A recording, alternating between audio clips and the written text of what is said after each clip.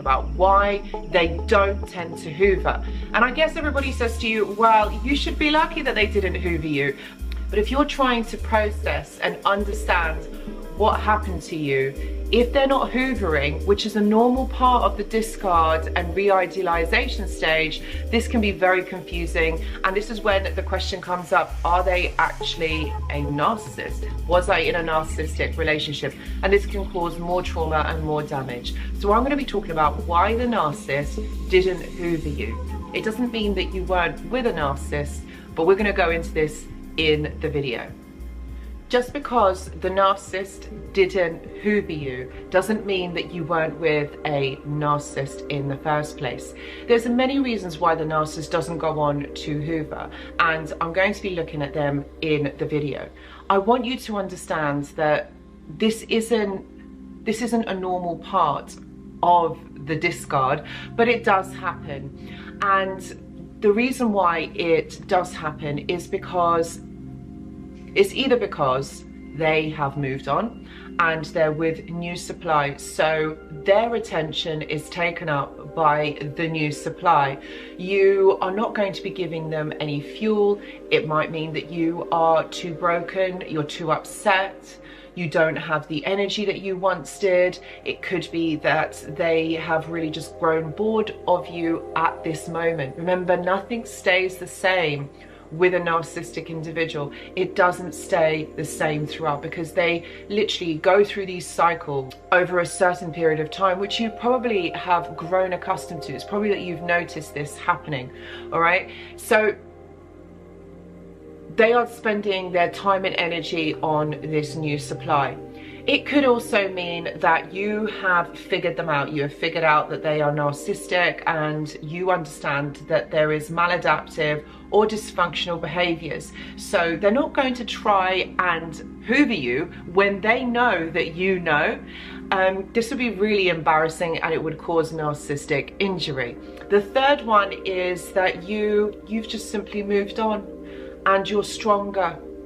And at this moment, they feel like it's not worth their while to hoover you back. Because if there is a rejection, all right, or they figured out that there is going to be some sort of a rejection, then they won't try. Remember, they have fragile egos. They're not going to do something that is going to put them in a disadvantage. They are always going to make sure that they win in every single situation. So if they are going to attempt to hoover you and you reject them, oh boy, this is going to cause narcissistic injury, so they're not going to do that at all. But then you've got to ask yourself the question, why are you expecting this hoover? And you've got to be really honest with yourself. What does this hoover mean for you? So there's a variety of reasons why you might want the hoover to happen. You want that formal relationship to kind of reignite or begin again, or you're still caught up in the emotional sea of believing that things can be put right somehow, that maybe you could have done something different, or you could have said something different that would have caused the outcome of the relationship to be different. But you see, the problem is here that this is really dangerous thinking, because it doesn't matter what you would have said, what you would have done, if you would have dressed differently, or if you've gone somewhere differently or done something differently, this wouldn't have changed the outcome of what had happened. And I know that we circle through this in our mind.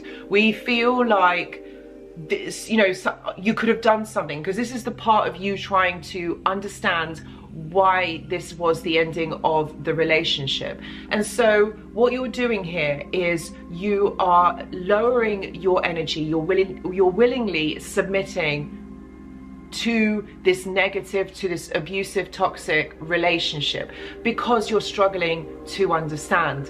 And by the narcissist not hoovering you, it's making you feel unworthy. It's making you feel like you're not good enough. So it's having a negative effect on you. And this is why this is done. This is why the silent treatment or the disappearing act is done. It's because it's to leave you without any answers. There's no validation. You struggle to try and understand exactly what has happened. So this is why you're toying with the idea that maybe they could come back, maybe maybe I could change the outcome of the relationship. But this is really dangerous thinking. And I feel like if you are someone who is in this position and someone who is going through this, I would say perhaps maybe talk to a clinical professional or somebody that would understand, because I think that this idea or these kind of thoughts might really be damaging you. It might be that you resist the Hoover. All right, maybe that you let them know that you are not to be messed around with, like you know what's going on. So your Hoover attempts are not going to change. And so this is a kind of a statement of intent. It shows the narcissist that actually, I don't want to be subjected to this abusive behavior anymore. Another reason why you are expecting this Hoover is to tell the narcissist that I know who you are and I know what you are doing. So this could be another reason why there might be some kind of contact or communication. It could also mean that, it also means that there is an empowerment on your part. So it makes you feel important and in control of this situation. So you see, all of these reasons are really valid reasons why you would want to have some sort of contact with the narcissist, or why you want them to contact you. And of course, this is all about validation and making you feel good about yourself. And it can be really damaging when they don't reach out, when they don't Hoover you. It leaves you scratching your head trying to understand why this person who has been so awful, so nasty, made you feel like you are absolutely worthless, why they are not reaching out to you. Why have they not realized that what they have done to you is absolutely awful? The Hoover is a complex scenario. This is all about the narcissist gaining some sort of supply and also some sort of control over a situation.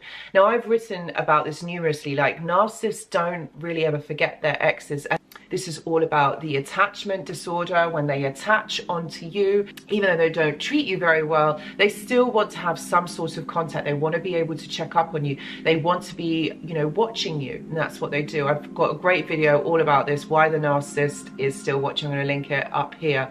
So this is all about the narcissist still having some sort of gateway to you. This is why when they left, they gave you no explanation. They never actually told you in so many terms that the relationship is actually over.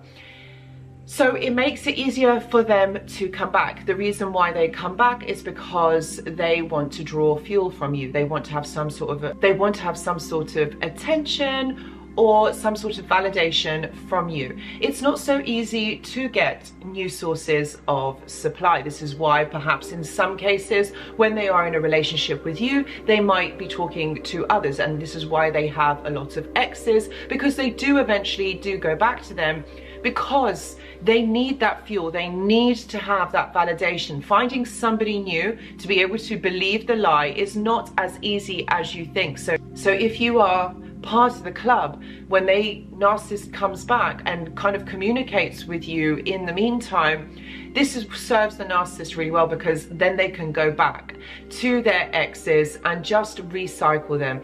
This isn't about a real relationship. It doesn't mean that they are going to be happy with their exes, that they've suddenly realized that they have fallen in love with them again. This is all about the attachment disorder. And I talk about this so much in the videos. They want to go back because simply it means that they are going to feel validated from another person. They're going to make themselves feel good enough, and that's why they go back to exes. That's why they reach out. That's why they still stay in contact. Being validated is like the most important thing to a narcissist. This is why they have so many partners, so many exes. This is why they keep in contact with them.